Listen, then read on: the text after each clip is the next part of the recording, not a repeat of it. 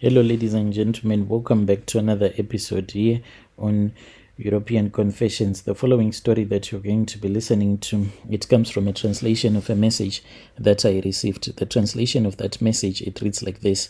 Hello, Brother Nashi, how are you? Can you please post my own story as hidden identity? I am a woman who is here in her country in Zim.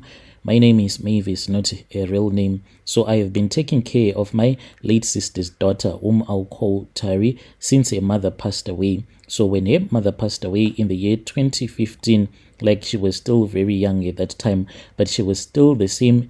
She was the same age with my own daughter. Even right now, they look like they are twins.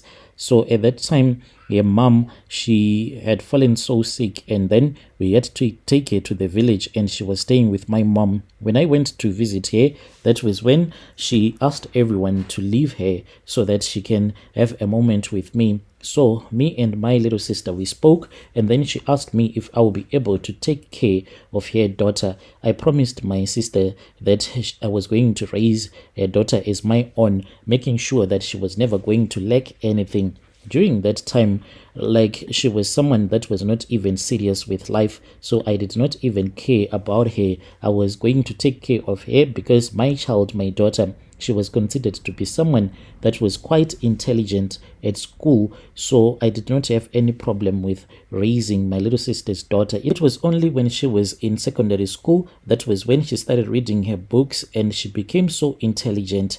As for now, as we are speaking right now, this young girl, she is 19 years old. She is in her first year at Wits University in South Africa. So she is staying with one of her auntie. Soon after they had heard that she had passed her secondary education after she wrote the exams with flying colors, that was when the auntie started pushing herself and forcing herself into her life. Since she has a good job there in South Africa, we spoke and she said that she wanted Tari to come to South Africa so that she can try to pay for her university fees. And as for my daughter, she went there, then she started working at this other restaurant. And I don't even know what is wrong with my daughter. It's like my daughter, she has this spirit of prostitution. She just wants to sleep with men. And each and every time, my daughter is always introducing to me different men. She'll be like, Mom, this is my new boyfriend. Tomorrow, after you would have accepted that guy, then she will come back and she will say, Mom, this is my boyfriend. So when I saw that my own daughter, she was not progressing in life, she had dropped out of school, and there in South Africa she was just working, moving from one job to another, not even doing anything, I got so mad, and I got so mad, and I felt so much bitterness in my heart. So when I started bewitching Tari, this was when she was still very young, when I was taking care of her. I did not want her to succeed in life, but anyway, she succeeded in life. But now when she was in South Africa, when I heard that she was about to get a scholarship, that was when I thought that it was far much better that I go to this other woman whom I had been working with. So this woman and I, we used to go to Zambia, and then we used to buy some stuff that would come and resell in Zim. So this woman, she was someone who used to love to go to different traditional healers. Me and that woman, we then spoke, and I told her everything that had happened, because there had been a very big argument that had happened between me and Tari's auntie, who is there in South Africa. This was after she had kicked out my daughter out of her home. Later on, my daughter gave her a revenge of a lifetime by sleeping with her husband. So, like, we were now enemies. And then she told me that she can't stay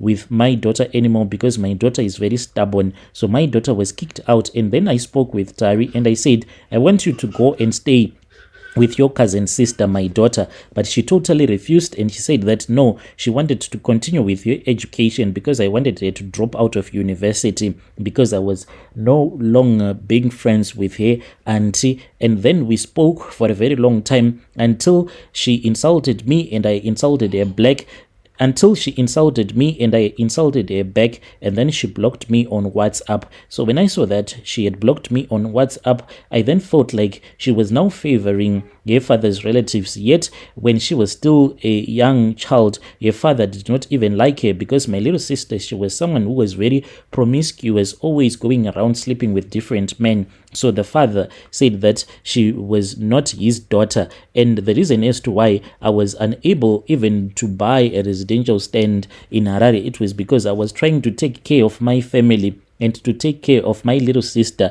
and her child Tari. But now I was afraid that Tari was about to leave me. So I said that it was far much better that I use a charm that was going to make her hate her father's relatives and to hate me. I spoke with my former friend and she said, do not worry. So we then went into this other mountain. We climbed high up that mountain until we had arrived at this other cave. When we were in that cave, so this woman had told me that I was supposed to collect some clothes that belonged to Tari. So I had taken some of the clothes that once belonged to her that she had left here in Zim. I took those clothes and I went with them to my friend. Then we went into that cave. So she had this other clay pot that she had. So I folded the clothes and then I placed the clothes into that clay pot. So I then closed that clay pot and we then left that cave after we had done some incantations. And that woman, my friend,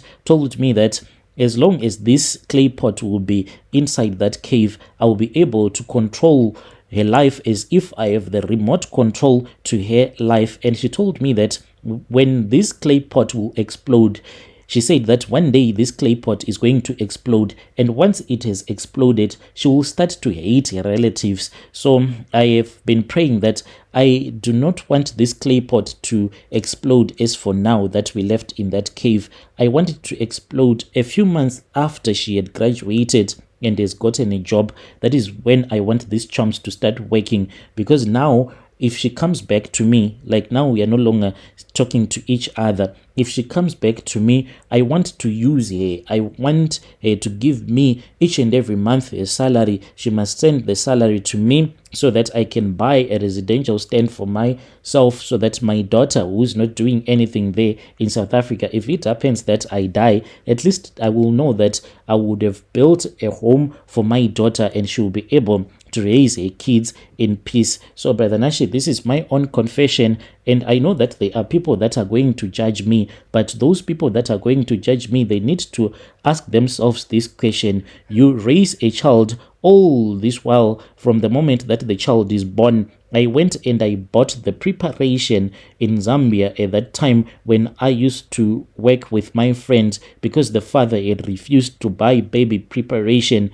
for my sister because she was being promiscuous. I could not even do the things that I wanted in life, to do the things that I wanted for my own child because of Tari. Now she thinks that since she is in university there in South Africa, she's much more clever than I am. She had the audacity to swear to me and to block me on WhatsApp simply because I told her that I am her mother. I am the one who made it possible for her to be at Wits University. If it was not for me, she was never going to be there in the first place. It was because of my hard work. But then she decided to block me after she spoke with her auntie, and her auntie told her that she does not want her to leave her home. She only wanted my daughter, since she was being naughty, to leave. So, Brother Nashi, this is my own confession. When you post my story, please tell me. I'll be following through in the comment section. These people, they are mad. They have since told me that for all those years that I have been taking care of Tari, they want to repay me. They want to repay me with a cow, a single cow. How much does a single cow cost? Will they be able to repay me for all of these years that I have been taking care of Tari? So that is why I did everything that I did, because I know that they will never be able to repay the debt of raising Tari alone. Things were not easy when I was raising her alone. Dear listeners, right there was a message that was sent to me by one of our dear sister. That was the translation of the message that she sent to me. Strange things indeed, they do happen in this world.